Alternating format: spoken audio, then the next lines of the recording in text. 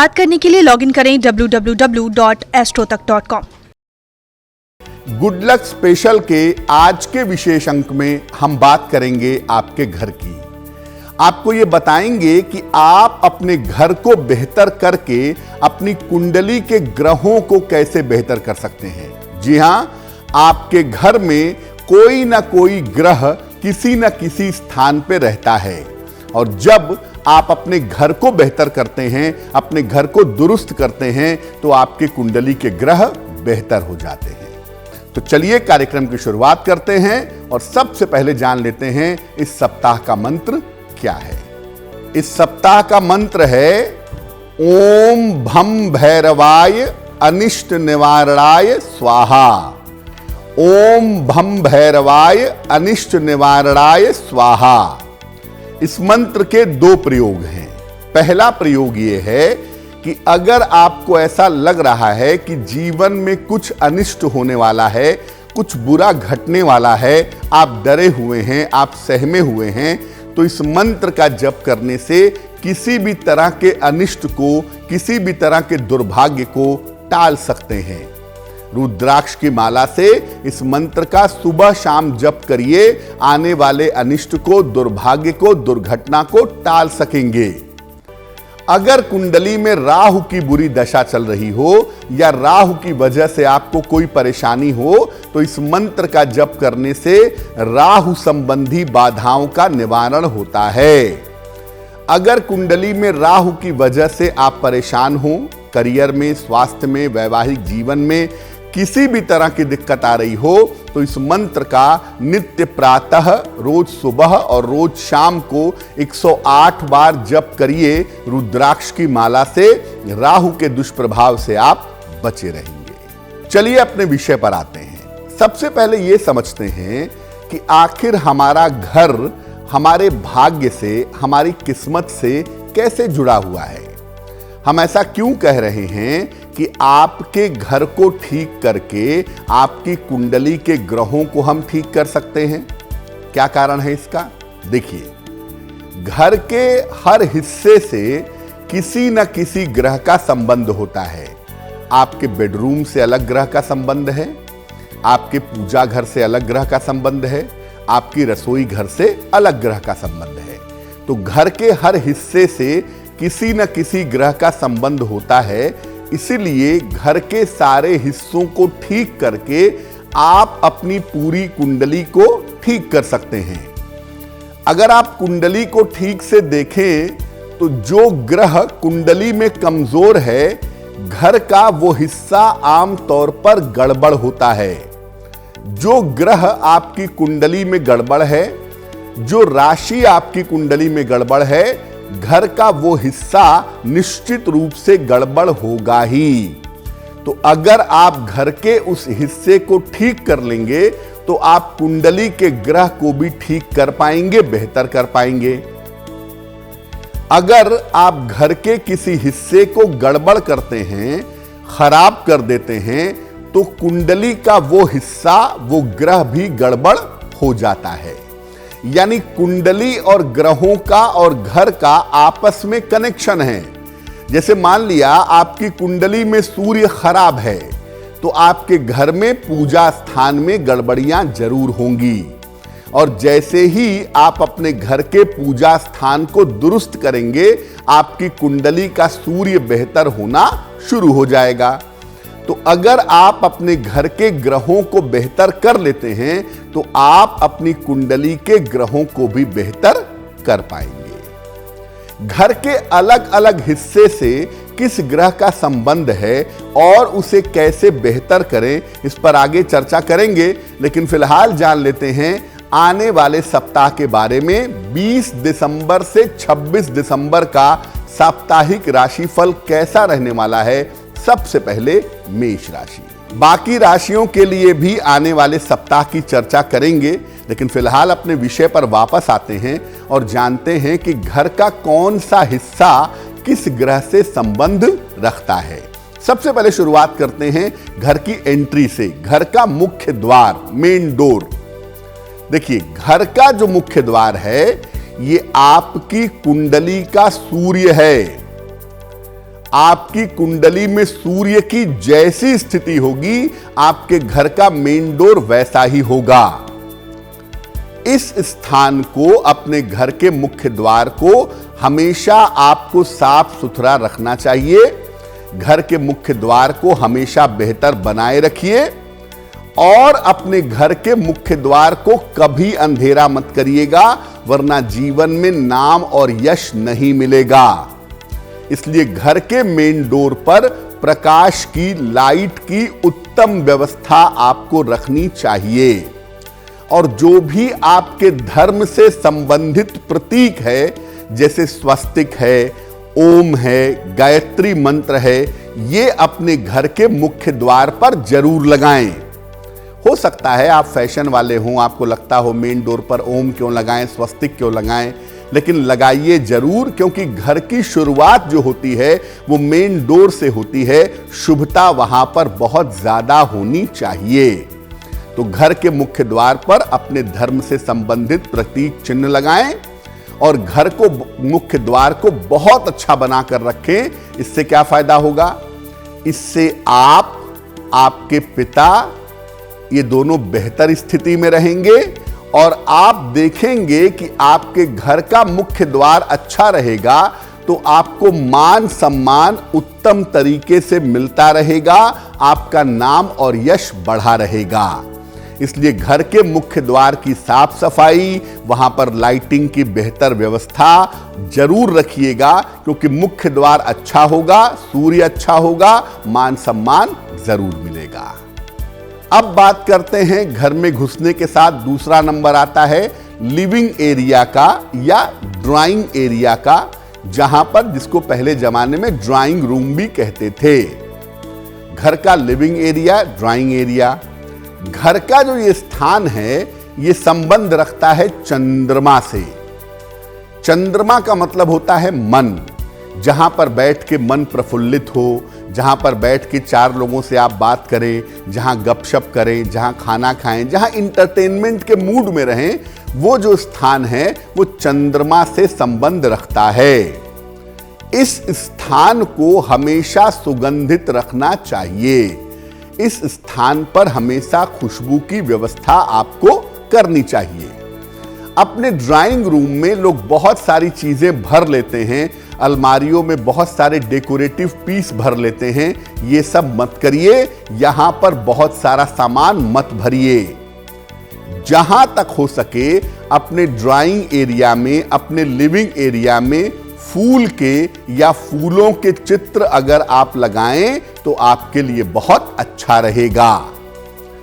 अगर आप अपने घर के ड्राइंग एरिया को, लिविंग एरिया को बेहतर रखते हैं तो इससे घर की महिलाएं ठीक रहेंगी और घर में रहने वाले लोगों की मानसिक स्थिति भी ठीक बनी रहेगी।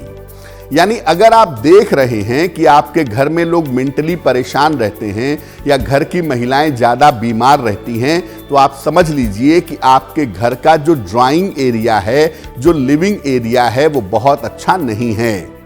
लिविंग एरिया को खाली रखिए, साफ सुथरा रखिए, सुंदर रखिए, हल्की खुशबू का प्रयोग करिए, सजाइए, लेकिन बहुत ज़्यादा सामान मत भरिए।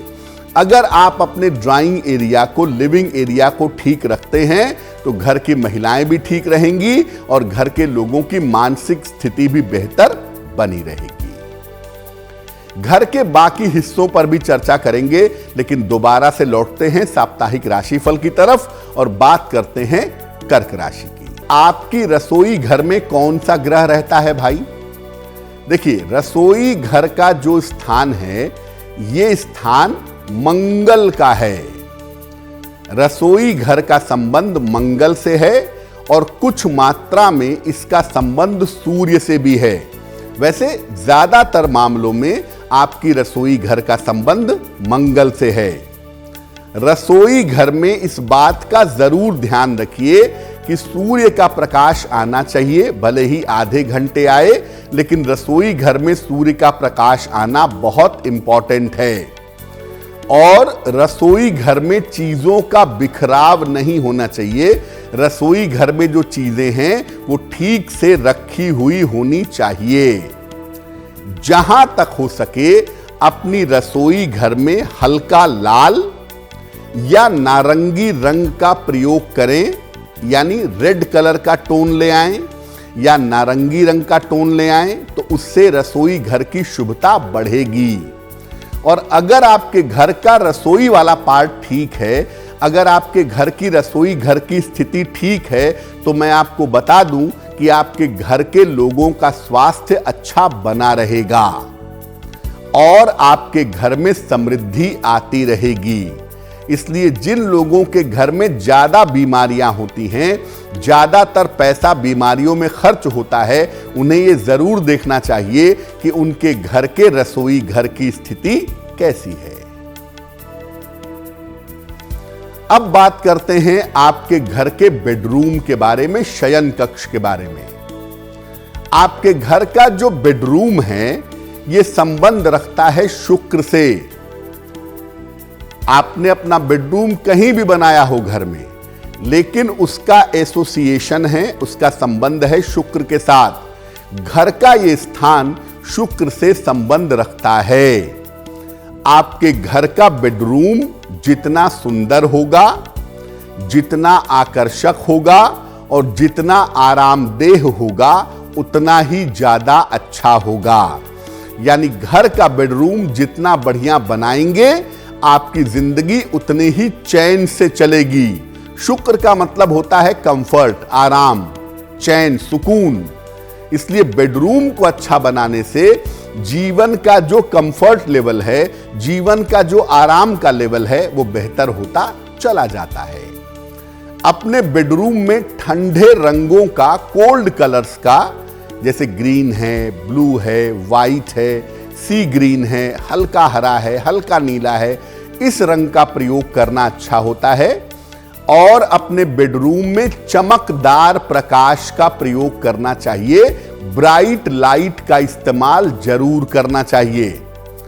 बहुत सारे लोग बेडरूम को बहुत अंधेरा रखते हैं। देखिए, जब आप सोते हैं, अपने बेडरूम में अंधकार करते हैं, उसमें कोई समस्या नहीं है, लेकिन सामान्यतः बेडरूम का कलर ठंडा और लाइट ब्राइट होनी चाहिए। अगर आपका बेडरूम परफेक्ट हो गया, कलर सही हो गया, बेडरूम बहुत अच्छी तरह से बना हुआ है, तो इससे आपके जीवन में वैभव, समृद्धि, संपन्नता और ग्लैमर का फायदा आपको जरूर होगा। अगर आप अपने बेडरूम को गड़बड़ करते हैं, बेडरूम को खराब करते हैं, तो जीवन का सुख नष्ट हो जाता है। और अगर बेडरूम खराब होगा, तो आपके वैवाहिक जीवन में समस्या जरूर आ जाएगी। आप ट्राई करके देख लीजिए, अपने बेडरूम में लाल या पीला कलर करवा। और अब नंबर आ गया है घर के पूजा स्थान का। घर के पूजा स्थान का किस ग्रह से संबंध है भाई? देखिए, घर का जो पूजा स्थान है, यह बृहस्पति से और बहुत हद तक सूर्य से संबंध रखता है। यह स्थान बृहस्पति और कुछ हद तक सूर्य से संबंध रखता है। आपके घर का पूजा स्थान छोटा हो या बड़ा हो, इस स्थान की पवित्रता बनाए रखना है आपको। पूजा स्थान ऐसा नहीं है कि मंदिर में है तो पवित्र है, घर पे है तो कोई बात नहीं। अपने पूजा स्थान की पवित्रता को बनाए रखिए और अपने पूजा स्थान पर बहुत ज्यादा चित्र और बहुत ज्यादा मूर्तियां आपको नहीं रखनी हैं। पूजा स्थान पर अगर आप सुबह शाम दोनों समय पूजा करें तो बहुत ही अच्छा है, नहीं तो देखिए, संध्या काल की पूजा ज्यादा प्रभावशाली मानी जाती है। तो पूजा स्थान पर नियमित रूप से शाम के समय प्रकाश की व्यवस्था जरूर करें। यानी पूजा स्थान पर शाम के समय पूजा करें और वहां पर तिल के तेल का या घी का एक दीपक जरूर जलाएं। पूजा स्थान पर अगर आप बैठ करके प्रार्थना करते हैं, पूजा स्थान पर बैठ करके उपासना करते हैं और इस स्थान को ठीक रखते हैं, तो एक नहीं दो ग्रह मजबूत हो जाएंगे, एक सूर्य और दूसरा बृहस्पति। अगर कुंडली में बृहस्पति खराब है, सूर्य गड़बड़ है, आप उसके लिए तमाम उपाय कर रहे हैं। जो लोग अपने घर के बाथरूम को साफ सुथरा नहीं रखते, बाथरूम में गंदगी फैलाते हैं, उनको दो समस्या जरूर होती है। जीवन में उतार चढ़ाव जरूर होता है और जीवन में संघर्ष समाप्त नहीं होता। और अगर पानी की बर्बादी आप करते हैं, बाथरूम में करें, किचन में करें, कहीं भी करें, अगर आप पानी की बर्बादी करते हैं, आज नहीं तो कल आप मानसिक रोग के शिकार जरूर होंगे। वो आप करिए, लेकिन सबसे पहले आप अपने घर के पूजा स्थान को ठीक करिए। पूजा स्थान को जितना बेहतर करेंगे, सूर्य और बृहस्पति उतने ही ज्यादा शुभ परिणाम आपको प्रदान करेंगे। अब बात करते हैं आपके घर के बाथरूम की। आपके घर का जो बाथरूम है, ये स्थान राहु केतु से और बहुत हद तक शनि से संबंध रखता है। अब देखिए, यहां पे पानी बहुत गिरता है, तो आप ऐसा भी कह सकते हैं कि चंद्रमा से भी इसका संबंध है, लेकिन फिर भी ज्यादातर राहु केतु से और बहुत हद तक शनि से संबंध रखता है। बाथरूम में पानी की बर्बादी मत करिए। अगर आप बाल्टी से नहा सकते हैं तो शावर का प्रयोग मत करिए, और बेवजह टोटी खोल करके शेविंग मत करिए। पानी बह रहा है, आप ब्रश करते जा रहे हैं, ये सब मत करिए। यानी बाथरूम में या वैसे भी पानी की बर्बादी मत करिए। जो लोग पानी की बर्बादी करते हैं, ऐसे लोगों को मानसिक बीमारी जरूर होती है, याद रखिएगा। जहां तक हो सके अपने बाथरूम में हवा की यानी वेंटिलेशन की और प्रकाश की ठीक व्यवस्था करिए। बाथरूम का प्रयोग करने के बाद इसका दरवाजा हमेशा बंद रखिए, इसका दरवाजा हमेशा खोलकर मत रखिए। अगर आप अपने बाथरूम को ठीक रखते हैं तो आपके जीवन में उतार चढ़ाव से आपकी रक्षा होती है और आपके जीवन का संघर्ष कम होता है। जो लोग अपने घर के बाथरूम को साफ सुथरा नहीं रखते, बाथरूम में गंदगी फैलाते हैं, अगर आपको ऐसा लगता है कि आपके घर में नकारात्मक तरंगे हैं या घर में जाने पर आपको असुविधा महसूस होती है, छोटा सा उपाय करिए। हर रविवार को तांबे के लोटे में जल भरिए, नहा करके उसके सामने बैठिए, उसको अपने सामने रखिए, 108 बार बोल बोल कर गायत्री मंत्र का जप करिए और मंत्र जप के 5 मिनट के बाद उस जल को हाथ में लीजिए, लेते जाइए और घर के कोने कोने में छिड़कते जाइए। बचा हुआ जल पौधे में डाल दीजिए। अगर आप ऐसा हर सप्ताह के रविवार को करें, आप रोज भी कर सकते हैं, सप्ताह में 2-3 बार भी कर सकते हैं, लेकिन कम से कम हर रविवार को अगर आप ये उपाय करें तो आपके घर की नकारात्मक तरंगे दूर होंगी और घर में शुभता आनी शुरू हो जाएगी। तो आज के लिए गुड लक स्पेशल में फिलहाल बस इतना ही। आप अपने घर को दुरुस्त करके अपने ग्रहों को दुरुस्त करिए। आपका आने वाला सप्ताह मंगलमय हो, इसी कामना के साथ मुझे दीजिए इजाजत। नमस्कार।